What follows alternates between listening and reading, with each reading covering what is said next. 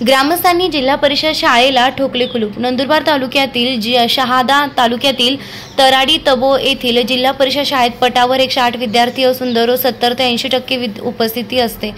तरी नियमानुसार शाळेला 4 शिक्षक हवे, पण गेल्या 6 महिन्यांपासून एकच शिक्षक असून शिक्षण अधिकारी व गटविकास अधिकारी यांना ग्रामस्थांनी वारंवार भेट देऊन सदरील शाळेत शिक्षकाची रिक्त पदे भरण्यात यावे, जेणेकरून आमचे रहिवासींचे मुलं शिक्षणापासून वंचित राहणार नाहीत अशी मागणी केली असता शिक्षण अधिकारी व गटविकास अधिकारी यांनी याविषयी गंभीरता न घेतल्यामुळे अखेर संयमाचा बांध फुटला। म्हणून गावकऱ्यांनी जिल्हा परिषद शाळा तराडी येथे येऊन कुलूप ठोकले। एकीकडे शासन मार्फत सर्व शिक्षण अभियान राबवते, जेणेकरून गरिबांचे मुलं शिक्षणापासून वंचित राहणार नाहीत, पण शहादा तालुक्यातील शिक्षण अधिकारी यांनी दखल का घेतली नाही याबद्दल सखोल चौकशी करणं देखील गरजेचं आहे। त्यामुळे तालुक्यातून अजून जिल्हा परिषदच्या शाळेत आहेत त्या ठिकाणी हीच परिस्थिती आहे। आम्ही लवकरच त्यांची बातमी प्रसारित करू।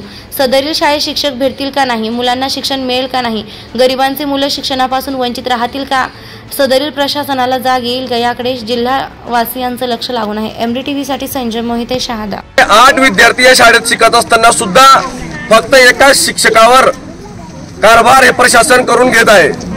एक शिक्षक 108 विद्यार्थ्यांना कसं शिकवेल हा मोठा मुद्दा असताना प्रशासनाला, BDO साहेबांना, शिक्षणाधिकारी साहेबांना वारंवार आम्ही ग्रामस्थ, शिक्षक, सरपंच, त्यांचे शिष्टमंडळ आम्ही वारंवार भेटून सुद्धा ते दखल घ्यायला तयार नाही।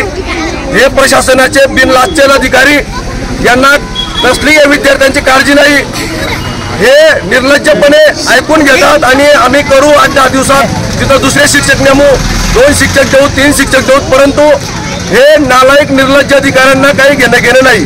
म्हणून आम्ही सर्व विद्यार्थ्यांचे पालक असतील, विद्यार्थी असतील, विद्यार्थ्यांचे आई वडील सर्वांनी म्हणून आम्ही हे जिल्हा परिषद तराडी शाळेला आम्ही कुलूप ठोकलेलं आहे।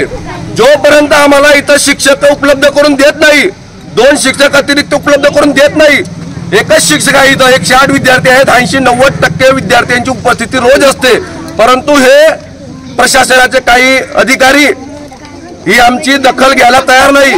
जर आम्ही हे विद्यार्थी या जिल्हा परिषद शाळेला जर शिक्षक उपलब्ध करून दिले तर तोपर्यंत आम्ही हे आंदोलन सुरू ठेवणार आणि हे कुलूप आम्ही खोलणार नाही।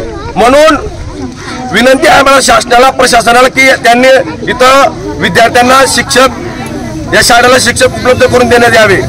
धन्यवाद।